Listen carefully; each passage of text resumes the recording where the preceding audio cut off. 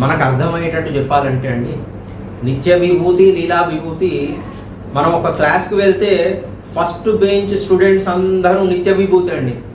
వాళ్ళకి జ్ఞానం ఎక్కువ ఉంటుంది. వాళ్ళకు పరమాత్మ పోయి క్లాస్ పెద్దగా చెప్పాల్సిన అవసరం ఏం లేదు. ఫస్ట్ బెంచ్ వాడికి ఏం చెప్పాలి? వాడికి అన్నీ కొంచెం తెలుసు, వాడు ఇంటెలిజెంట్, వాడికి తెలుసు మళ్ళీ నచ పునరావర్తతే, మళ్ళీ ఇట్లాంటి జన్మలోకి రావద్దు, ఈ సంసారంలోకి మునగొద్దు అని చెప్పి వాళ్ళు ఇక్కడికి పడిపోరు. ఆ పైనుంచి ఇక్కడికి పడిపోతేనే ప్రాబ్లం.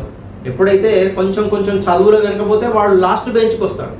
ఈ లీలాభూమిత అనేటువంటి లాస్ట్ బెంచర్స్ కోసం.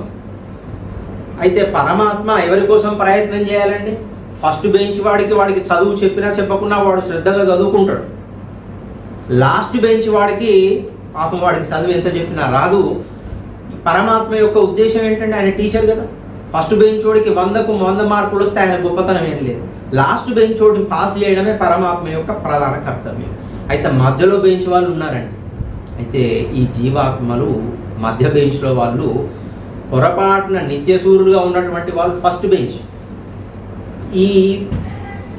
ఈ లోకంలోకి పడిపోయిన వాళ్ళు, దిగిన వాళ్ళు కాదు, పడిపోయిన మన కర్మవశాత్తు అజ్ఞానం చేత ఎంతసేపు అక్కడే ఉండడమేనా, ఈ లీలా విభూతిలో ఏదో జరుగుతుంది, అక్కడేదో ఊరికే ఏదో సినిమాకో షికారికి పోదాం, ఎప్పుడు ఈ చదివేనా అని చెప్పి కొందరు పడిపోయిన వాళ్ళు ఉన్నారు.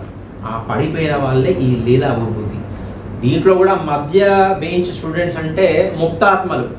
సరే ఒకసారి పడిపోయినా మళ్ళీ ఇక్కడ ఇదేం బాగాలేదని అయినా సరే ఏదో సంతోషాన్ని అనుభవించడం, కానీ ఎంతసేపు ఈ సంతోషం లేదని చెప్పి వాడు తెలుసుకొని మళ్ళా ముక్తుడు అంటే ఒకప్పుడు దీంట్లోకి బద్ధుడై ఉండి, ఈ కర్మానికి బద్ధుడై ఉండి బుద్ధి తెలుసుకొని జ్ఞానం తెలుసుకొని ముక్తి పొందినటువంటి ముక్తాత్మలు. ఈ రకంగా నిత్య సూర్యులు ఉండేటువంటి నిత్య విభూతులు ముక్తులు మరియు నిత్య సూర్యులు అనేటువంటి వారు ఉంటారు. ఇక్కడి నుంచి ముక్తి పొందిన వారు.